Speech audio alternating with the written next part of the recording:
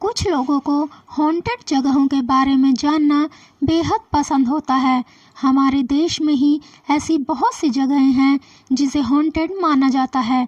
ऐसी ही एक जगह है मालचा महल, जिसे विलायत महल भी कहा जाता है। ये दिल्ली के चाणक्यपुरी क्षेत्र में स्थित है। ऐसा माना जाता है कि मालचा महल सन 1325 में दिल्ली सल्तनत पर शासन करने वाले सुल्तान फिरोज शाह तुगलक ने बनवाया था। इसे विलायत महल इसलिए कहा जाता है क्योंकि सन 1985 में बेगम विलायत महल, जिन्होंने अवध के शाही परिवार का सदस्य होने का दावा किया था, वो आकर रहने लगी थी। कहा जाता है कि लखनऊ के नवाब वाजिद अली शाह को अंग्रेजों ने सन 1856 में सत्ता से बेदखल कर दिया था और उनको कोलकाता की जेल में डाल दिया, जहां उन्होंने अपनी जिंदगी के आखिरी 26 साल गुजारे थे। उसके बाद वाजिद अली का पूरा परिवार बिखर गया था। बेगम विलायत महल अपने आप को वाजिद अली की आखिरी वारिस बताती थी, जिसको देखते हुए तत्कालीन प्रधानमंत्री जवाहरलाल नेहरू ने 1971 में कश्मीर में उन्हें रहने के लिए एक बंगला दिया था। लेकिन बाद में वो बंगला जल गया और विलायत महल रहने के लिए दिल्ली चली आई। उनके साथ उनकी बेटी राजकुमारी सकीना और बेटे राजकुमार अली रजा, 7 नौकर और 13 खूंखार कुत्ते भी आए। बेगम विलायत ने 9 साल तक रेलवे स्टेशन के वीआईपी लॉन्ज में धरना दिया था। वह अपने मुआवजे के तौर पर महल की मांग कर रही थी। जब रेलवे के अफसर उनको हटाने के लिए आते थे तो उनके खूंखार कुत्ते उन पर झपट पड़ते थे।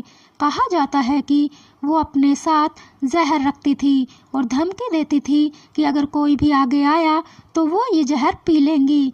अंततः तत्कालीन केंद्र सरकार ने मालचा महल का मालिकाना हक बेगम विलायत को दे दिया। उसके बाद वो यहाँ पर रहने लगी।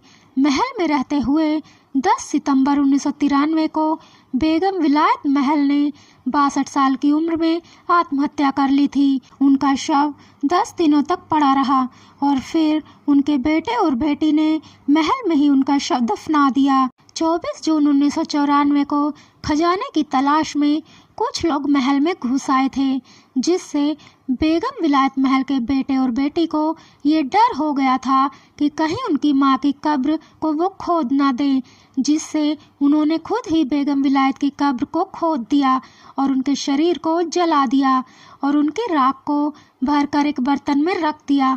इस घटना के बाद दिल्ली के लेफ्टिनेंट गवर्नर ने उन्हें एक रिवॉल्वर भी मुहैया करवाई। बेगम विलायत महल की मौत के बाद उनके बेटे और बेटी अपने नौकरों और कुत्तों के साथ वहां रहने लगे। एक एक करके कुत्ते और सभी नौकर मर गए।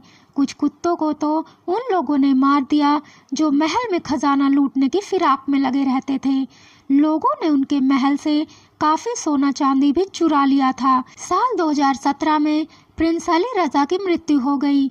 उनके शव को दिल्ली पुलिस ने वक्फ बोर्ड की मदद से दिल्ली गेट के पास दफना दिया। कुछ महीनों के बाद बेगम सकीना महल की भी मृत्यु हो गई।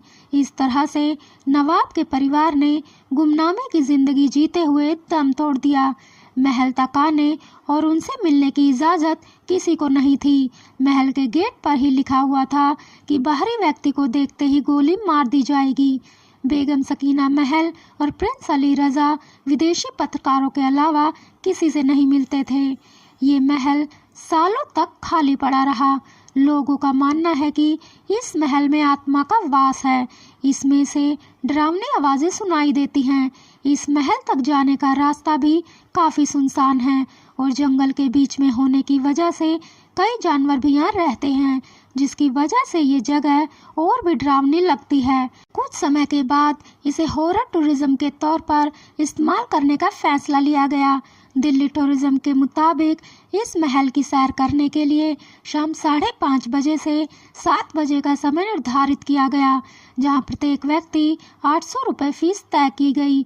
महल में कम से कम 6 और ज़्यादा से ज़्यादा 20 लोगों का ग्रुप प्रवेश कर सकता है। जो लोग हॉरर एडवेंचर के शौकीन होते हैं उनके लिए एक रोमांचक जगह है।